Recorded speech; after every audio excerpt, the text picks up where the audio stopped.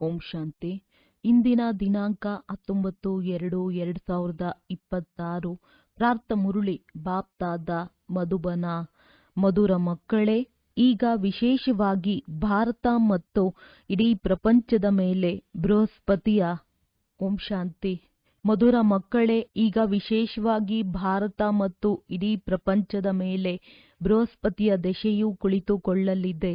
ತಂದೆಯು ನೀವು ಮಕ್ಕಳ ಮೂಲಕ ಭಾರತವನ್ನು ಸುಖಧಾಮವನ್ನಾಗಿ ಮಾಡುತ್ತಿದ್ದಾರೆ. ಪ್ರಶ್ನೆ: 16 ಕಲಾ ಸಂಪೂರ್ಣರಾಗಲು ನೀವು ಮಕ್ಕಳು ಯಾವ ಪುರುಷಾರ್ಥ ಮಾಡುತ್ತಿದ್ದೀರಿ? ಉತ್ತರ: ಯೋಗ ಬಲವನ್ನು ಜಮಾ ಮಾಡಿಕೊಳ್ಳುವ ಪುರುಷಾರ್ಥ ಮಾಡುತ್ತೀರಿ.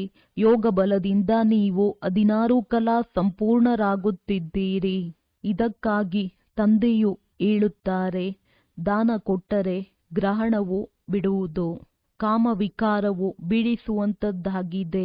ಇದರ ದಾನ ಮಾಡಿಬಿಡಿ, ಆಗ ನೀವು 16 ಕಲಾ ಸಂಪೂರ್ಣರಾಗಿ ಬಿಡುತ್ತೀರಿ. ದೇಹಾಭಿಮಾನವನ್ನು ಬಿಟ್ಟು ದೇಹಿ ಅಭಿಮಾನಿಯಾಗಿ ಶರೀರದ ಪರಿವೆಯನ್ನು ಬಿಟ್ಟು ಬಿಡಿ. ಗೀತೆ: ನೀವು ಮಾತ್ಪಿತಾ. ಓಂ ಶಾಂತಿ. ಮಧುರಾತಿ ಮಧುರ ಆತ್ಮಿಕ ಮಕ್ಕಳು ತಮ್ಮ ಆತ್ಮಿಕ ತಂದೆಯ ಮಹಿಮೆಯನ್ನು ಕೇಳಿದ್ದೀರಿ. ಅವರು ಕೇವಲ ಆಡುತ್ತಾ ಇರುತ್ತಾರೆ. ನೀವಿಲ್ಲಿ ಸನ್ಮುಖದಲ್ಲಿ ಆ ತಂದೆಯ ಆಸ್ತಿಯನ್ನು ತೆಗೆದುಕೊಳ್ಳುತ್ತಿದ್ದೀರಿ. ನಿಮಗೆ ತಿಳಿದಿದೆ, ತಂದೆಯು ನಮ್ಮ ಮುಖಾಂತರವೇ ಭಾರತವನ್ನು ಸುಖಧಾಮವನ್ನಾಗಿ ಮಾಡುತ್ತಿದ್ದಾರೆ. ಯಾರ ಮುಖಾಂತರ ಮಾಡುತ್ತಿದ್ದಾರೆಯೋ ಅವಶ್ಯವಾಗಿ ಅವರೇ ಸುಖಧಾಮದ ಮಾಲೀಕರಾಗುತ್ತಾರೆ. ಮಕ್ಕಳಿಗಂತೂ ಬಹಳ ಖುಷಿ ಇರಬೇಕು. ತಂದೆಯ ಮಹಿಮೆಯು ಅಪರಂಪಾರವಾಗಿದೆ. ಅವರಿಂದ ನಾವು ಆಸ್ತಿಯನ್ನು ಪಡೆಯುತ್ತಿದ್ದೇವೆ. ಈಗ ನೀವು ಮಕ್ಕಳ ಮೇಲೆ ಮತ್ತು ಇಡೀ ಪ್ರಪಂಚದ ಮೇಲೆ ಈಗ ಬೃಹಸ್ಪತಿಯ ಅವಿನಾಶಿ ದಶೆ ಇದೆ. ಈಗ ನೀವು ಬ್ರಾಹ್ಮಣರೇ ತಿಳಿದುಕೊಂಡಿದ್ದೀರಿ. ವಿಶೇಷವಾಗಿ ಭಾರತ ಮತ್ತು ಇಡೀ ಪ್ರಪಂಚದ ಎಲ್ಲರ ಮೇಲೆ ಈಗ ಬೃಹಸ್ಪತಿ ದಶೆಯು ಕುಳಿತುಕೊಳ್ಳಲಿದೆ. ಏಕೆಂದರೆ ನೀವೀಗ 16 ಕಲಾ ಸಂಪೂರ್ಣರಾಗುತ್ತೀರಿ. ಈ ಸಮಯದಲ್ಲಂತೂ ಯಾವುದೇ ಕಲೆ ಇಲ್ಲ. ಮಕ್ಕಳಿಗೆ ಬಹಳ ಖುಷಿ ಇರಬೇಕು. ಇಲ್ಲಿ ಖುಷಿಯಿದ್ದು ಹೊರಗಡೆ ಹೋಗುತ್ತಿದ್ದಂತೆಯೇ ಅದು ಮಾಯವಾಗಿ ಬಿಡಬಾರದು. ಯಾರ ಮಹಿಮೆಯನ್ನು ಹಾಡುತ್ತಾರೆಯೋ ಅವರು ಈಗ ನಿಮ್ಮ ಬಳಿ ಪ್ರತ್ಯಕ್ಷವಾಗಿದ್ದಾರೆ. ತಂದೆಯು ತಿಳಿಸುತ್ತಾರೆ, 5000 ವರ್ಷಗಳ ಮೊದಲು ಸಹ ನಿಮಗೆ ರಾಜ್ಯ ಭಾಗ್ಯವನ್ನು ಕೊಟ್ಟು ಹೋಗಿದ್ದೆನು. ನೀವೀಗ ನೋಡುತ್ತೀರಿ, ಕ್ರಮೇಣವಾಗಿ ಎಲ್ಲರೂ ಕೂಗುತ್ತಿರುತ್ತಾರೆ. ನಿಮ್ಮ ಘೋಷಣಾ ವಾಕ್ಯಗಳು ಪ್ರಸಿದ್ಧವಾಗುತ್ತವೆ. ಹೇಗೆ ಇಂದಿರಾ ಗಾಂಧಿಯು ಹೇಳುತ್ತಿದ್ದರು, ಒಂದು ಧರ್ಮ, ಒಂದು ಭಾಷೆ, ಒಂದು ರಾಜ್ಯವಿರಲಿ ಎಂದು. ಅವರಲ್ಲಿಯೂ ಆತ್ಮವೇ ಹೇಳುತ್ತದೆ. ಎಲ್ಲವೇ ಆತ್ಮಕ್ಕೆ ಗೊತ್ತಿದೆ. ಅವಶ್ಯವಾಗಿ ಭಾರತದಲ್ಲಿ ಒಂದು ರಾಜಧಾನಿ ಇತ್ತು. ಅದು ಈಗ ಸನ್ಮುಖದಲ್ಲಿ ನಿಂತಿದೆ. ಇದು ಎಂದಾದರೂ ಸಮಾಪ್ತಿಯಾಗಬಹುದೆಂದು ತಿಳಿಯುತ್ತಾರೆ. ಇದೇನು ಹೊಸ ಮಾತಲ್ಲ. ಭಾರತವು ಪುನಃ 16 ಕಲಾ ಸಂಪೂರ್ಣ ಆಗಬೇಕಾಗಿದೆ. ನಿಮಗೆ ಗೊತ್ತಿದೆ, ನಾವು ಈ ಯೋಗ ಬಲದಿಂದ 16 ಕಲಾ ಸಂಪೂರ್ಣರಾಗುತ್ತಿದ್ದೇವೆ. ದಾನ ಕೊಟ್ಟರೆ ಗ್ರಹಣವು ಬಿಡುವುದೆಂದು ಹೇಳುತ್ತಾರಲ್ಲವೇ? ತಂದೆಯು ಹೇಳುತ್ತಾರೆ, ವಿಕಾರಿ ಅವಗುಣಗಳ ದಾನ ಕೊಡಿ. ಇದು ರಾವಣ ರಾಜ್ಯವಾಗಿದೆ. ತಂದೆಯು ಬಂದು ಇದರಿಂದ ಬಿಡಿಸುತ್ತಾರೆ. ಇದರಲ್ಲಿಯೂ ಕಾಮವಿಕಾರವು ಬಹಳ ದೊಡ್ಡ ಅವಗುಣವಾಗಿದೆ. ನೀವು ದೇಹಾಭಿಮಾನಿಯಾಗಿ ಬಿಟ್ಟಿದ್ದೀರಿ. ಈಗ ದೇಹಿ ಅಭಿಮಾನಿಯಾಗಬೇಕಾಗಿದೆ. ಶರೀರದ ಬಾಣವನ್ನು ಬಿಡಬೇಕಾಗಿದೆ. ಈ ಮಾತುಗಳನ್ನು ನೀವು ಮಕ್ಕಳೇ ತಿಳಿದುಕೊಳ್ಳುತ್ತೀರಿ. ಪ್ರಪಂಚದವರಿಗೆ ಗೊತ್ತಿಲ್ಲ. ಯಾವ ಭಾರತವು 16 ಕಲಾ ಸಂಪೂರ್ಣನಾಗಿತ್ತೋ, ಸಂಪೂರ್ಣ ದೇವತೆಗಳ ರಾಜ್ಯವಿತ್ತೋ, ಅದಕ್ಕೆ ಈಗ ಗ್ರಹಣವು ಹಿಡಿದಿದೆ. ಈ ಲಕ್ಷ್ಮೀನಾರಾಯಣರ ರಾಜಧಾನಿ ಇತ್ತಲ್ಲವೇ? ಭಾರತವು ಸ್ವರ್ಗವಾಗಿತ್ತು. ಈಗ ವಿಕಾರಗಳ ಗ್ರಹಣ ಹಿಡಿದಿದೆ.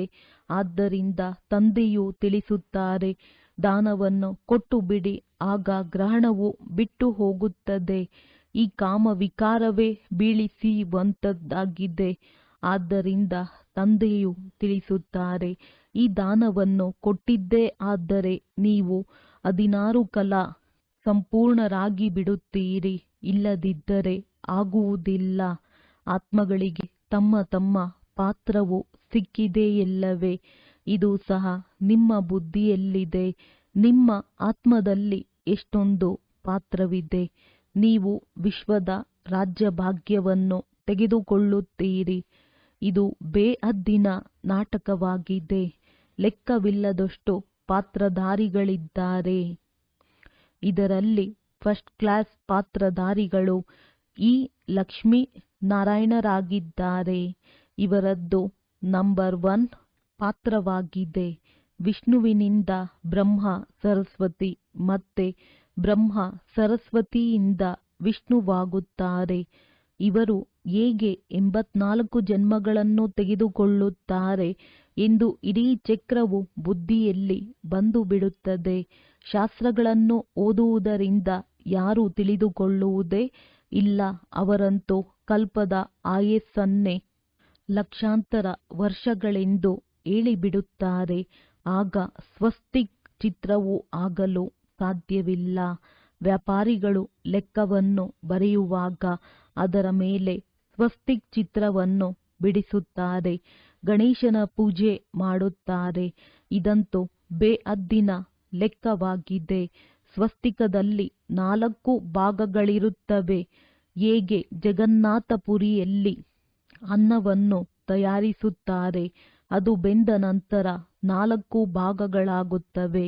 ಅಲ್ಲಿ ಅನ್ನದ ನೈವೇದ್ಯವನ್ನೇ ಇಡುತ್ತಾರೆ, ಏಕೆಂದರೆ ಅಲ್ಲಿ ಹೆಚ್ಚಿನದಾಗಿ ಅನ್ನವನ್ನೇ ತಿನ್ನುತ್ತಾರೆ. ಶ್ರೀನಾಥ ದ್ವಾರದಲ್ಲಿ ಅನ್ನವನ್ನು ತಯಾರಿಸುವುದಿಲ್ಲ. ಅಲ್ಲಂತೂ ಎಲ್ಲವೂ ಶುದ್ಧ ತುಪ್ಪದಿಂದ ಪದಾರ್ಥಗಳನ್ನು ತಯಾರಿಸಲಾಗುತ್ತದೆ. ಭೋಜನವನ್ನು ತಯಾರಿಸುವಾಗಲೂ ಬಹಳ ಶುದ್ಧತೆಯಿಂದ ಬಾಯಿಗೆ ಬಟ್ಟೆ ಕಟ್ಟಿಕೊಂಡು ತಯಾರಿಸುತ್ತಾರೆ. ಪ್ರಸಾದವನ್ನು ಬಹಳ ನಿಷ್ಠೆಯಿಂದ ತೆಗೆದುಕೊಂಡು ಹೋಗುತ್ತಾರೆ. ಭೋಗವನ್ನಿಟ್ಟು ನಂತರ ಅದೆಲ್ಲವೂ ಅಲ್ಲಿನ ಮಾರ್ಗದರ್ಶಕರಿಗೆ ಸಿಗುತ್ತದೆ. ಅದನ್ನು ಅಂಗಡಿಯಲ್ಲಿ ಮಾರಾಟಕ್ಕಾಗಿ ಇಡುತ್ತಾರೆ. ಅಲ್ಲಿ ಬಹಳ ಬೇಡಿಕೆ ಇರುತ್ತದೆ. ಇದನ್ನು ಬ್ರಹ್ಮ ತಂದೆಯು ನೋಡಿದ್ದಾರೆ. ಈಗ ನೀವು ಮಕ್ಕಳಿಗೆ ಯಾರು ಓದಿಸುತ್ತಿದ್ದಾರೆ? ಅತಿ ಪ್ರಿಯ ತಂದೆಯು ಬಂದು ನಿಮ್ಮ ಸೇವಕನಾಗಿದ್ದಾರೆ, ನಿಮ್ಮ ಸೇವೆ ಮಾಡುತ್ತಿದ್ದಾರೆ. ಇಷ್ಟು ನಶೆ ಏರುತ್ತದೆಯೇ? ನಾವಾತ್ಮರಿಗೆ ತಂದೆಯು ಓದಿಸುತ್ತಾರೆ. ಆತ್ಮವೇ ಎಲ್ಲವನ್ನು ಮಾಡುತ್ತದೆ ಎಲ್ಲವೇ? ಮನುಷ್ಯರು ಆತ್ಮವು ನಿರ್ಲೇಪವೆಂದು ಹೇಳಿಬಿಡುತ್ತಾರೆ. ಆದರೆ ನಿಮಗೆ ತಿಳಿದಿದೆ, ಆತ್ಮದಲ್ಲಿ 84 ಜನ್ಮಗಳ ಅವಿನಾಶಿ ಪಾತ್ರವು ತುಂಬಲ್ಪಟ್ಟಿದೆ. ಅದಕ್ಕೆ ನಿರ್ಲೇಪವೆಂದು ಹೇಳುವುದು ರಾತ್ರಿ ಹಗಲಿನಷ್ಟು ಅಂತರವಾಗಿ ಬಿಡುತ್ತದೆ. ಯಾರಾದರೂ ಚೆನ್ನಾಗಿ 1-1.5 ತಿಂಗಳು ಇದನ್ನು ತಿಳಿದುಕೊಂಡಾಗ ಈ ಮಾತುಗಳು ಬುದ್ಧಿಯಲ್ಲಿ ಕುಳಿತುಕೊಳ್ಳುತ್ತವೆ. ದಿನ ಪ್ರತಿದಿನ ಬಹಳಷ್ಟು ಅಂಶಗಳನ್ನು ತಿಳಿಸಲಾಗುತ್ತದೆ. ಇದು ಕಸ್ತೂರಿ ತರಹವಿದೆ. ಮಕ್ಕಳಿಗೆ ಯಾವಾಗ ಪೂರ್ಣ ನಿಶ್ಚಯ ಕುಳಿತುಕೊಳ್ಳುವುದೋ ಆಗ ತಿಳಿದುಕೊಳ್ಳುತ್ತಾರೆ. ಅವಶ್ಯವಾಗಿ ಪರಮಪಿತ ಪರಮಾತ್ಮನೇ ಬಂದು ದುರ್ಗತಿಯಿಂದ ಸದ್ಗತಿ ಮಾಡುತ್ತಾರೆ. ತಂದೆಯು ತಿಳಿಸುತ್ತಾರೆ, ಈಗ ನಿಮ್ಮ ಮೇಲೆ ಬೃಹಸ್ಪತಿ ದಶೆಯಿದೆ. ನಾನು ನಿಮ್ಮನ್ನು ಸ್ವರ್ಗದ ಮಾಲೀಕರನ್ನಾಗಿ ಮಾಡಿದೆನು. ಈಗ ಮತ್ತೆ ರಾವಣನು ರಾಹುವಿನ ದಶೆಯನ್ನು ಕೂರಿಸಿದ್ದಾನೆ. ಈಗ ಮತ್ತೆ ತಂದೆಯು ಸ್ವರ್ಗದ ಮಾಲೀಕರನ್ನಾಗಿ ಮಾಡಲು ಬಂದಿದ್ದಾರೆ. ಅಂದ ಮೇಲೆ ತಮಗೆ ನಷ್ಟ ಮಾಡಿಕೊಳ್ಳಬಾರದು. ವ್ಯಾಪಾರಿಗಳು ತಮ್ಮ ಖಾತೆಯನ್ನು ಸದಾ ಸರಿಯಾಗಿಟ್ಟುಕೊಳ್ಳುತ್ತಾರೆ. ನಷ್ಟ ಮಾಡಿಕೊಳ್ಳುವವರಿಗೆ ಅನಾಡಿಗಳೆಂದು ಹೇಳಲಾಗುತ್ತದೆ. ಇದಂತೂ ಎಲ್ಲದಕ್ಕಿಂತ ದೊಡ್ಡ ವ್ಯಾಪಾರವಾಗಿದೆ. ಕೆಲವರೇ ವಿರಳ ವ್ಯಾಪಾರಿಗಳು ಈ ವ್ಯಾಪಾರ ಮಾಡುವರು. ಇದೇ ಅವಿನಾಶಿ ವ್ಯಾಪಾರವಾಗಿದೆ. ಮತ್ತೆಲ್ಲ ವ್ಯಾಪಾರಗಳು ಮಣ್ಣು ಪಾಲಾಗುತ್ತವೆ. ಈಗ ನಿಮ್ಮದು ಸತ್ಯ ವ್ಯಾಪಾರವಾಗುತ್ತಿದೆ. ತಂದೆಯು ಜ್ಞಾನಸಾಗರ, ಸೌದಾಗರ್, ರತ್ನಾಗರ್ನಾಗಿದ್ದಾರೆ. ಪ್ರದರ್ಶನಿಯಲ್ಲಿ ಎಷ್ಟೊಂದು ಮಂದಿ ಬರುತ್ತಾರೆ. ಸೇವಾ ಕೇಂದ್ರಕ್ಕೆ ಕೆಲವರೇ ಬರುತ್ತಾರೆ. ಭಾರತವಂತೂ ಬಹಳ ವಿಸ್ತಾರವಾಗಿದೆಯಲ್ಲವೇ? ಎಲ್ಲ ಸ್ಥಾನಗಳಿಗೆ ನೀವು ಹೋಗಬೇಕಾಗಿದೆ. ನೀರಿನ ಗಂಗೆಯು ಇಡೀ ಭಾರತದಲ್ಲಿದೆಯಲ್ಲವೇ? ಇದನ್ನು ನೀವು ತಿಳಿಸಬೇಕಾಗಿದೆ. ಪತಿತ ಪಾವನನು ಯಾವುದೇ ನೀರಿನ ಗಂಗೆಯಲ್ಲ. ನೀವು ಜ್ಞಾನ ಗಂಗೆಯರೇ ಹೋಗಬೇಕಾಗಿದೆ. 4 ಕಡೆ ಮೇಳ ಪ್ರದರ್ಶನಿಗಳು ಆಗುತ್ತಿರುತ್ತವೆ. ದಿನ ಪ್ರತಿದಿನ ಚಿತ್ರಗಳು ತಯಾರಾಗುತ್ತಿರುತ್ತವೆ. ನೋಡುತ್ತಿದ್ದಂತೆಯೇ ಅವರಿಗೆ ಆನಂದವಾಗುವಷ್ಟು ಶೋಭಾಯಮಾನವಾದ ಚಿತ್ರಗಳಿರಬೇಕು. ಇವರು ಸರಿಯಾಗಿ ತಿಳಿಸುತ್ತಾರೆ. ಈಗ ಲಕ್ಷ್ಮೀನಾರಾಯಣರ ರಾಜಧಾನಿಯು ಸ್ಥಾಪನೆಯಾಗುತ್ತಿದೆ ಎಂಬುದು ಅವರಿಗೆ ಅರ್ಥವಾಗಬೇಕು. ಏಣಿ ಚಿತ್ರವು ಬಹಳ ಸುಂದರವಾಗಿದೆ. ಈಗ ಬ್ರಾಹ್ಮಣ ಧರ್ಮದ ಸ್ಥಾಪನೆಯಾಗುತ್ತಿದೆ. ಈ ಬ್ರಾಹ್ಮಣರೇ ಮತ್ತೆ ದೇವತೆಗಳಾಗುತ್ತಾರೆ. ನೀವೀಗ ಪುರುಷಾರ್ಥ ಮಾಡುತ್ತಿದ್ದೀರಿ ಅಂದಾಗ ಹೃದಯದಲ್ಲಿ ತಮ್ಮೊಂದಿಗೆ ಕೇಳಿಕೊಳ್ಳುತ್ತಾ ಇರಿ, ನನ್ನಲ್ಲಿ ಯಾವುದೇ ಚಿಕ್ಕ ಪುಟ್ಟ ಮುಳ್ಳಂತೂ ಇಲ್ಲವೇ? ಕಾಮದ ಮುಳ್ಳಂತೂ ಇಲ್ಲವೇ? ಕ್ರೋಧದ ಚಿಕ್ಕ ಮುಳ್ಳೂ ಸಹ ಬಹಳ ಕೆಟ್ಟದ್ದಾಗಿದೆ. ದೇವತೆಗಳು ಎಂದೂ ಕ್ರೋಧಿಗಳಾಗುವುದಿಲ್ಲ. ಶಂಕರನು ಕಣ್ಣು ತೆರೆದ ಕೂಡಲೇ ವಿನಾಶವಾಗುತ್ತದೆ ಎಂದು ತೋರಿಸುತ್ತಾರೆ. ಇದು ಶಂಕರನ ಮೇಲೆ ಒಂದು ಕಳಂಕವನ್ನು ಹೊರಿಸಿದ್ದಾರೆ. ವಿನಾಶವಂತೂ ಆಗಲೇಬೇಕಾಗಿದೆ. ಸೂಕ್ಷ್ಮವತನದಲ್ಲಿ ಶಂಕರನಿಗೆ ಯಾವುದೇ ಸರ್ಪ ಇತ್ಯಾದಿಗಳು ಇರುವುದಿಲ್ಲ. ಸೂಕ್ಷ್ಮವತನ ಹಾಗೂ ಮೂಲವತನದಲ್ಲಿ ಯಾವುದೇ ತೋಟ, ಉದ್ಯಾನವನ, ಸರ್ಪ ಇತ್ಯಾದಿಗಳೇನೂ ಇರುವುದಿಲ್ಲ. ಇವೆಲ್ಲವೂ ಇಲ್ಲಿರುತ್ತವೆ. ಸ್ವರ್ಗವು ಇಲ್ಲಿಯೇ ಆಗುತ್ತದೆ. ಈ ಸಮಯದಲ್ಲಿ ಮನುಷ್ಯರು ಮುಳ್ಳುಗಳಂತಿದ್ದಾರೆ. ಆದ್ದರಿಂದ ಇದಕ್ಕೆ ಮುಳ್ಳಿನ ಕಾಡೆಂದು ಹೇಳಲಾಗುತ್ತದೆ.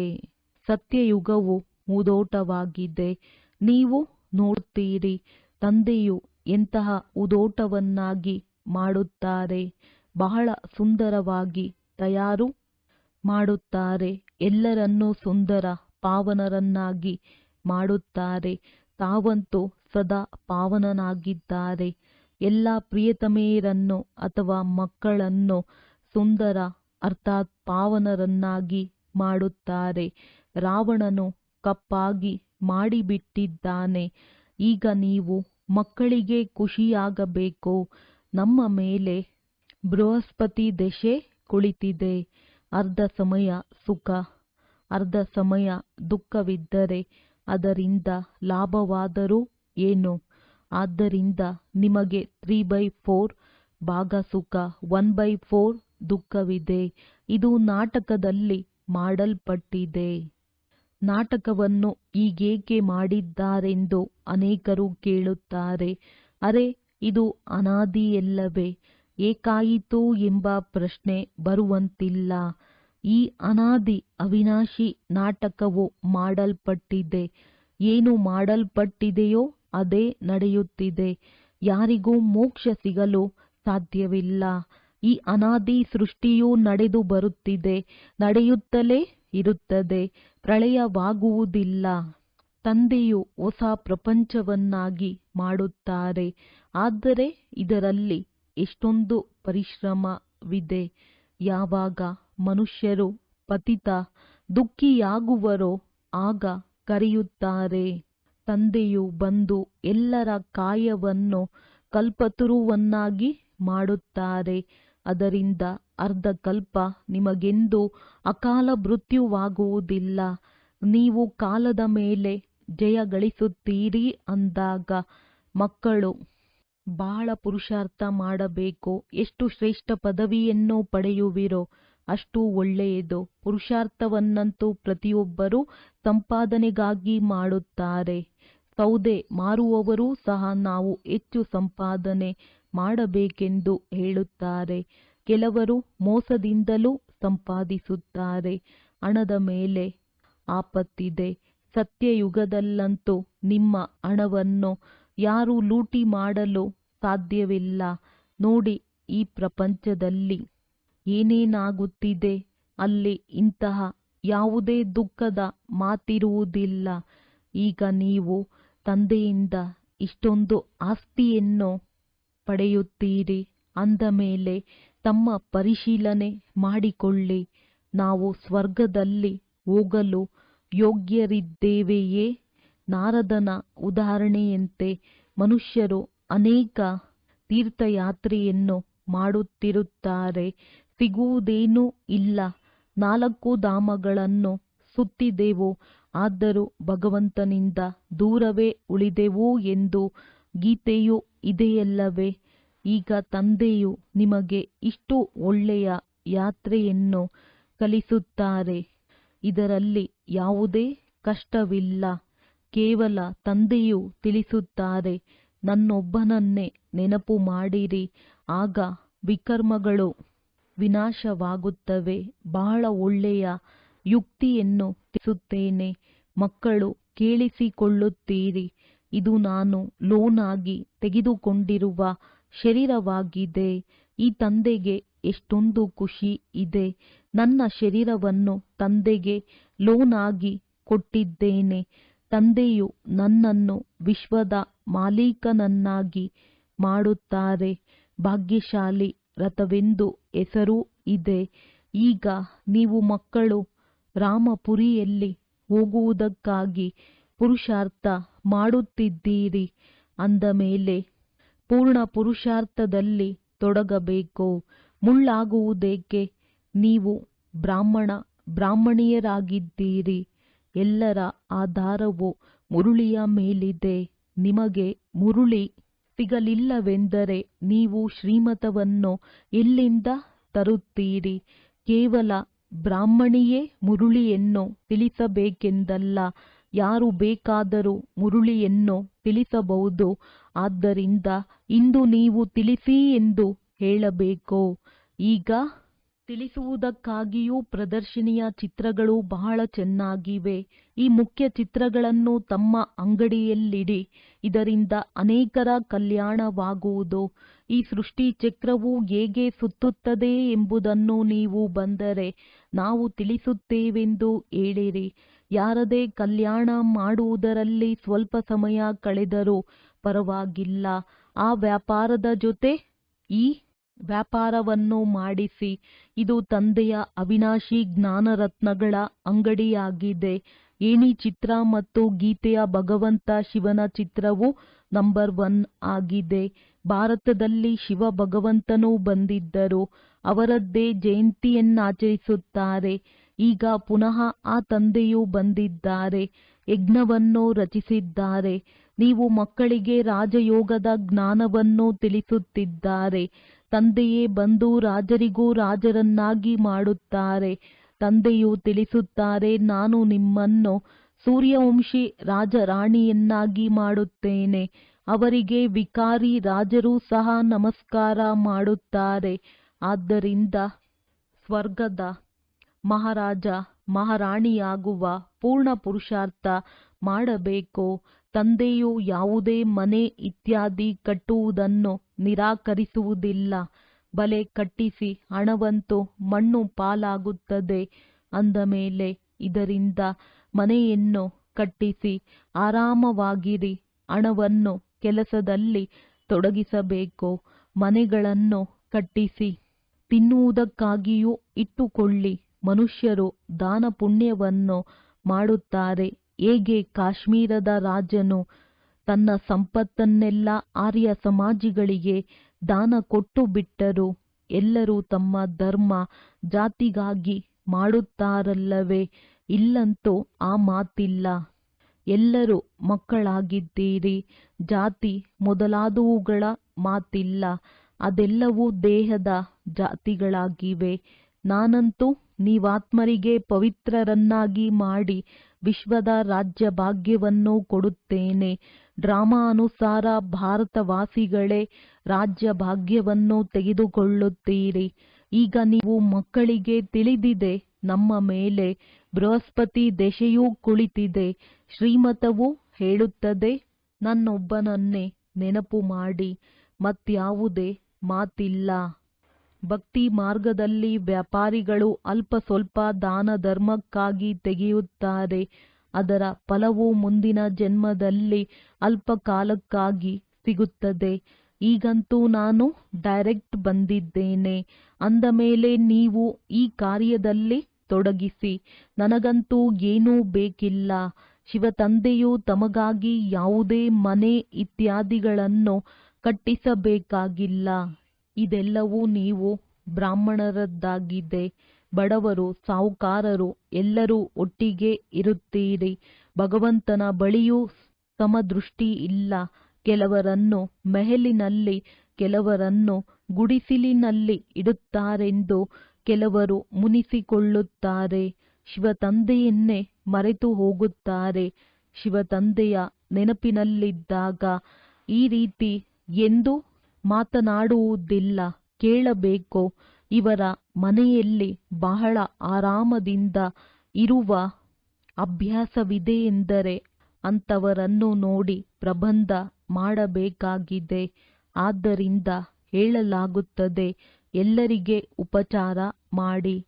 ಯಾವುದೇ ವಸ್ತುವಿಲ್ಲವೆಂದರೆ ಇಲ್ಲಿ ಸಿಗುತ್ತದೆ. ತಂದೆಗಂತೂ ಮಕ್ಕಳ ಮೇಲೆ ಪ್ರೀತಿ ಇರುತ್ತದೆ. ಇಷ್ಟು ಪ್ರೀತಿಯು ಮತ್ಯಾರಿಗೂ ಇರಲು ಸಾಧ್ಯವಿಲ್ಲ. ಪುರುಷಾರ್ಥ ಮಾಡಿ ಅನ್ಯರಿಗಾಗಿಯೂ ಯುಕ್ತಿ ರಚಿಸಿ ಎಂದು ಮಕ್ಕಳಿಗೆ ಎಷ್ಟೊಂದು ತಿಳಿಸುತ್ತಾರೆ. ಇದರಲ್ಲಿ 3 ಹೆಜ್ಜೆಗಳಷ್ಟು ಭೂಮಿಯೂ ಬೇಕು. ಅದರಲ್ಲಿ ಕನ್ಯೆಯರು ಜ್ಞಾನವನ್ನು ತಿಳಿಸುತ್ತಿರಲಿ. ಯಾವುದೇ ದೊಡ್ಡ ವ್ಯಕ್ತಿಯ ಹಾಲ್ ಇದ್ದರೆ ನಾವು ಕೇವಲ ಚಿತ್ರಗಳನ್ನಿಟ್ಟುಕೊಳ್ಳುತ್ತೇವೆ. ಬೆಳಗ್ಗೆ ಸಂಜೆ 1-2 ಗಂಟೆಗಳ ಕಾಲ ತರಗತಿಯನ್ನು ನಡೆಸಿ ಹೊರಟು ಹೋಗುತ್ತೇವೆ. ಖರ್ಚೆಲ್ಲವೂ ನಮ್ಮದು, ಹೆಸರು ನಿಮ್ಮದಾಗುವುದು. ಅನೇಕರು ಬಂದು ಕವಡೆಯಿಂದ ವಜ್ರ ಸಮಾನರಾಗುತ್ತಾರೆ ಎಂದು ತಿಳಿಸಬೇಕು. ಒಳ್ಳೆಯದು.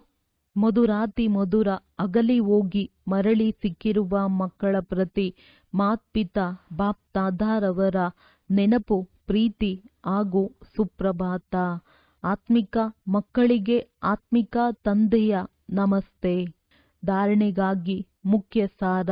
ಒಳಗೆ ಏನೆಲ್ಲವೂ ಮುಳ್ಳುಗಳಿವೆಯೋ ಅದನ್ನು ಪರಿಶೀಲನೆ ಮಾಡಿ ತೆಗೆಯಬೇಕಾಗಿದೆ.